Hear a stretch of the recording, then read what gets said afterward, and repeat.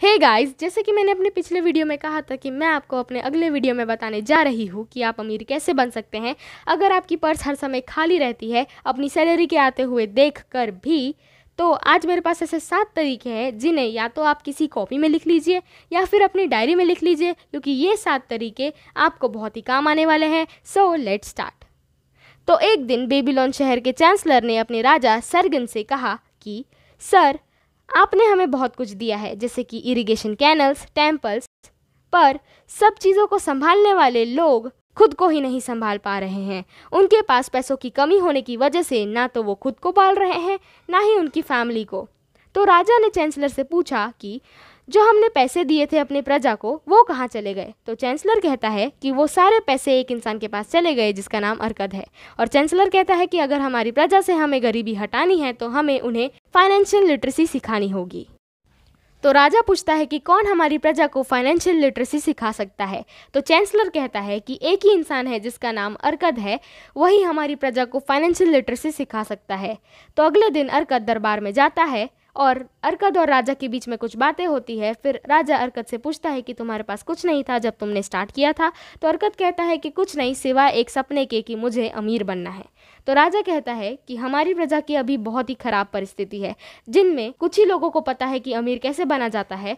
और अर्कद, क्या तुम हमारी प्रजा को सिखा सकते हो कि कैसे बना जाता है अमीर। तो वो कहता है कि जी हाँ, मैं बिल्कुल हमारी प्रजा को सिखाऊंगा। तो कल से मुझे आप 100 लोगों की क्लास देना और उनको मैं 1 हफ्ते में सिखा दूंगा कि अमीर कैसे बनते हैं। तो अगले दिन राजा के चुने हुए 100 लोग उस क्लास में जाते हैं और अर्कद अपनी क्लास को शुरू करता है। तो यहीं पे हमारी स्टोरी ख़त्म होती है और आपको मैं अब सीधा वो 7 पॉइंट्स पर ले जाऊंगी। First, for each 10 coins that goes in your pocket but only spend 9।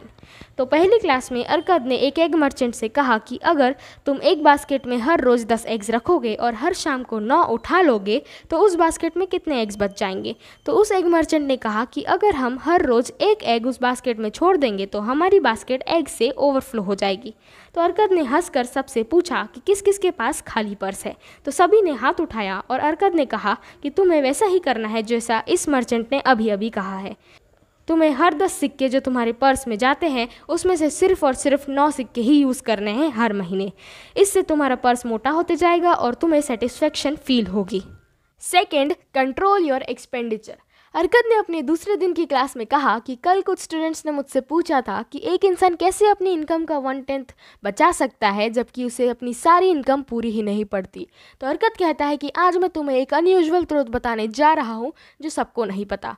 पर उसके पहले एक क्वेश्चन, तुम सब सेम तो नहीं कमाते हो ना। तो सभी ने कहा ऑब्वियसली नहीं। तो अर्कद ने कहा कि हाँ, कुछ लोग से ज़्यादा कमाते हैं और कुछ लोगों के पास बड़ी फैमिली होती है दूसरों से पालने के लिए, फिर भी तुम सेम 0 पे ही अटके हुए हो। तो वो अनयूजुअल ट्रुथ ये है कि जिसे हम कहते हैं अपनी नेसेसरी एक्सपेंस, वो हमेशा हमारी इनकम के साथ ही बढ़ते जाएगी जब तक कि हम उसे सोच समझकर ना बंद कर दें। और ये इसीलिए होता है जब हम अपनी डिज़ायर्स को अपने नेसेसरी एक्सपेंस में भरते जाते हैं।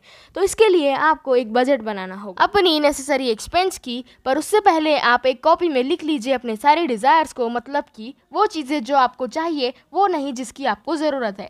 फिर आप उन्हीं चीज़ों को टिक कीजिए जो आपको थोड़ी नेसेसरी लगती है और आपके इनकम के 10% कटने के बाद भी वो आपके बजट में आ जाती है। बाकी सारी चीज़ों को आप क्रॉस मार्क कर लीजिए। इससे आपका 10% को कोई छुएगा भी नहीं, जिससे आपको कोई रिग्रेट भी नहीं होगा अपने डिज़ायरेबल चीज़ खरीदने के लिए, और वो 10% आपके पर्स को मोटा करने में मदद करेगा।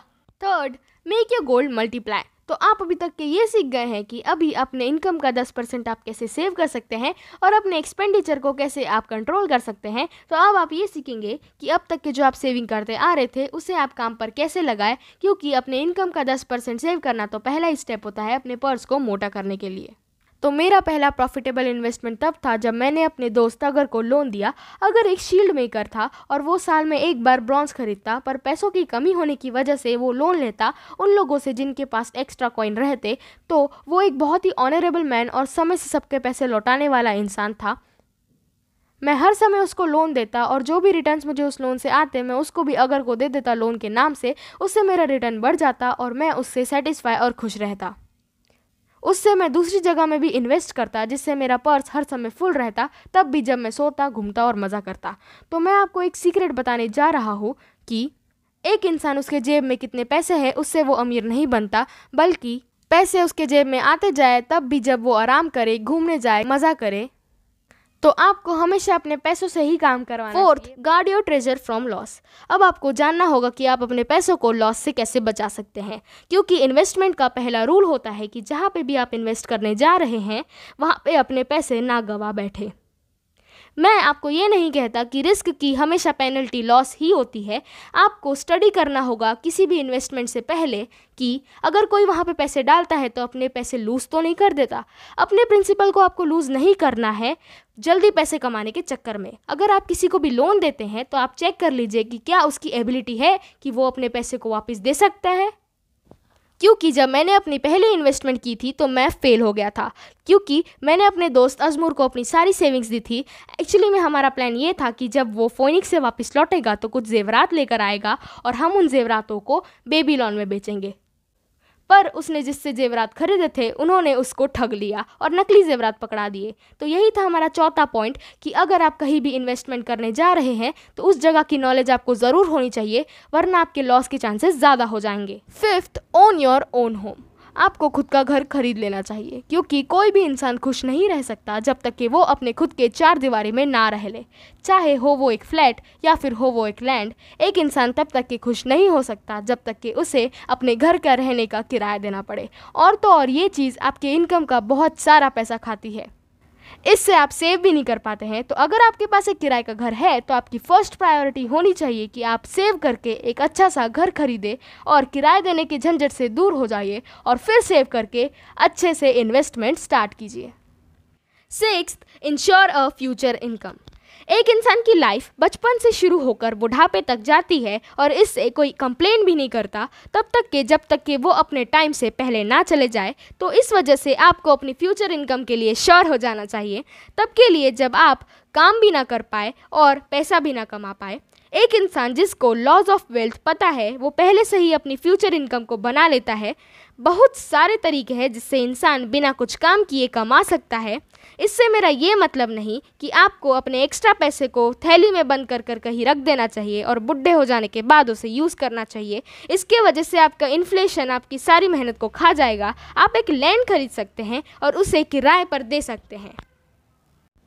7, increase your ability to earn. एक बार अरकत के पास एक लड़का आया और कहने लगा कि प्लीज़ मुझे कुछ पैसे दे दीजिए। तो अरकत ने कहा कि क्यों, क्या ज़रूरत है तुम्हें पैसों की? तो उसने कहा कि मैं दूसरों के कर्ज़ों के नीचे फंसा पड़ा हूँ, तो आप मुझे कुछ पैसे देकर मेरी मदद कीजिए। तो अरकत ने उससे पूछा कि क्या कर सकते हो तुम अपनी इनकम को बढ़ाने के लिए? तो उसने कहा कि मैं सिर्फ अपने मालिक का पैर पकड़कर गिड़गिड़ा सकता हूँ अपनी इनकम को बढ़ाने के लिए। पर अरकत को उसके अंदर एक बहुत ही स्ट्रॉन्ग डिज़ायर दिख रहा था पैसे को कमाने के लिए। एक इंसान के पास स्ट्रॉन्ग डिज़ायर होना ही चाहिए अगर उसे सक्सेसफुल बनना है, क्योंकि वही होता है पहला स्टेप टूवर्ड्स सक्सेस।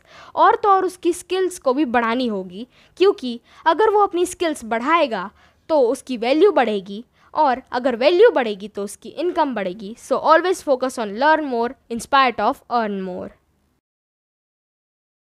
तो यही थे 7 तरीके जिससे आपकी पर्स भी मोटी हो सकती है।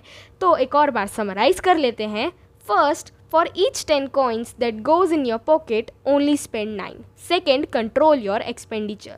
Third, make your gold multiply. Fourth, guard your treasure from loss. Fifth, own your own home. Sixth, ensure your future income. Seventh, increase your ability to earn. तो ये थे 7 तरीके the richest man in Babylon book से। अगर आपने भी वो book पढ़ी है तो नीचे कमेंट करके अपना एक्सपीरियंस ज़रूर शेयर कीजिएगा, और ये वीडियो को अपने सारे दोस्तों के साथ शेयर कीजिएगा। और अगर आपको ये वीडियो अच्छा लगा तो हमारे वीडियो को लाइक ज़रूर कीजिएगा और हमारे चैनल का सब्सक्राइबर भी ज़रूर बनिएगा।